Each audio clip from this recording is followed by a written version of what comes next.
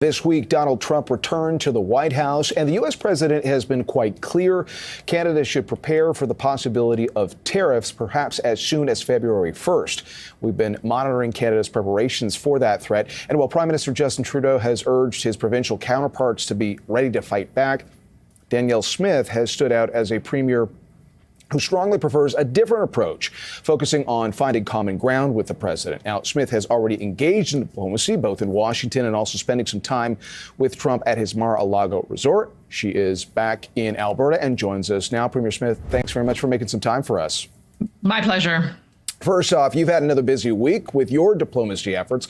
How would you describe the talks you've been having with officials in the U.S.? How are those going? Well, it's very friendly. I mean, I think it for good reason. We have this longstanding, excellent trade and business and political relationship with the United States. And sometimes they just need to be reminded of just how important that relationship is, how mutual benefit happens as a result of us being able to sell so much product to the U.S. that they upgrade and refine, and then we buy back. It's an equal relationship. And I think that there are always these moments where we're going to have skirmishes, but you got to keep the conversation open. And that's what I've been doing. And so as you're having those conversations, where are you finding the most common ground? Let's start with the positive part. Well, I was watching with great interest the confirmation hearings for Interior Secretary Doug Burgum, and all of the problems that were identified, Alberta is the solution for, and Canada is the solution for. We know that the Americans want to be able to maintain lower prices for energy. Well, Canada ended up exceeding Saudi Arabia in the amount of oil that we exported to the U.S. as recently as 2014, and that's continued. When you get discounted Canadian oil, that is great for American consumers. But more broadly, we're beginning to see this battle shape up for artificial intelligence dominance.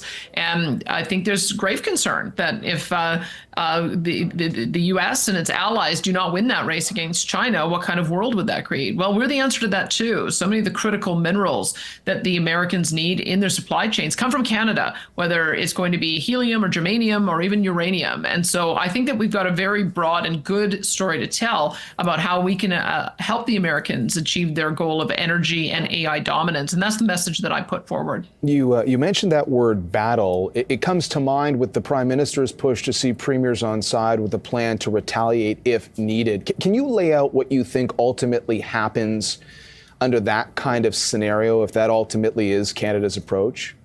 Well, I always tend to look at the positive, because the president said he was going to be bringing in tariffs day one. We got a reprieve. I hope that we're going to be able to continue that reprieve. That's why I've taken the approach of trying to identify the areas of common interest that we have. I think anyone can look at previous skirmishes that have happened in the past and the proportional response that Canada has taken. I would presume that there would be a proportional response this time as well. But my objective is to try to avoid tariffs altogether. That's why I've been doing so much work, because I don't think it benefits American consumers, and it certainly doesn't benefit Canadians or Americans if we get into a protracted trade and tariff dispute. So at the moment, we've been able to avoid that, and I hope we can avoid that for some time longer. Well, and it just, from the outside, it seems like such an area of uncertainty. And perhaps if we knew exactly where tariffs might be targeted, there would be less uncertainty.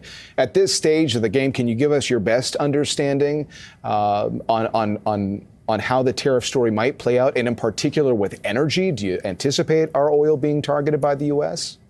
Well, I know some of my colleagues like to negotiate these things in public. I tend not to want to. I think that any kind of proportionate action is something that you have to do after the fact. And we don't have tariffs from the United States first. And so we're certainly not going to take any action until we see what those look like. I think it very much depends on what the Americans do. And that's part of the reason why I think we have to make a very strong case about how it is that we are a partner. What I'm hearing the U.S. president say is that he's frustrated that we're not pulling our weight when it comes to national security and defense of North America, and in particular our Arctic. We got to fix that.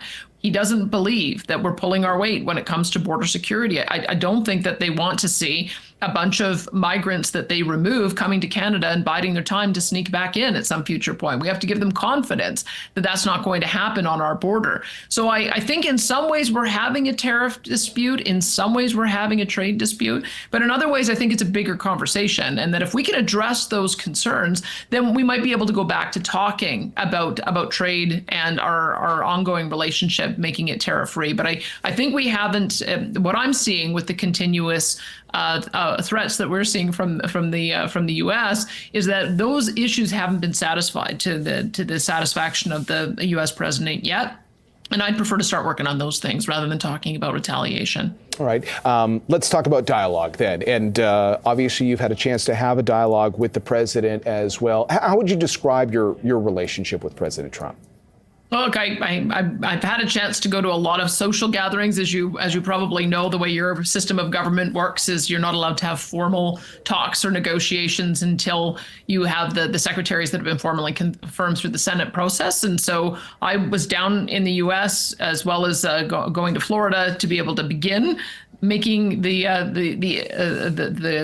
diplomatic relationship, putting it off on the right track so that we can continue having those conversations. I've got I think a pretty good relationship with Interior Secretary Doug Burgum. Had a chance to meet with Chris Wright. Have had a chance to meet as well with Mike Waltz. And I'm really hopeful that those relationships and talking about our shared interest is going to be able to allow us to continue having a constructive conversation. But we're still awaiting the completion of that confirmation process. But I'll be spending a lot of time in America over the next number of months. I'll be coming down to a joint meeting with my other premiers on February the 12th. I'll be down for the National Governors Conference. I've been invited to join the Council on Energy Security, which will be meeting at that time. I'll be back for CERA Week, which is a major conference in Houston, talking about the Alberta story and how we can assist the Americans in achieving their energy dominance goals. So I have a full court press plan for the next number of months.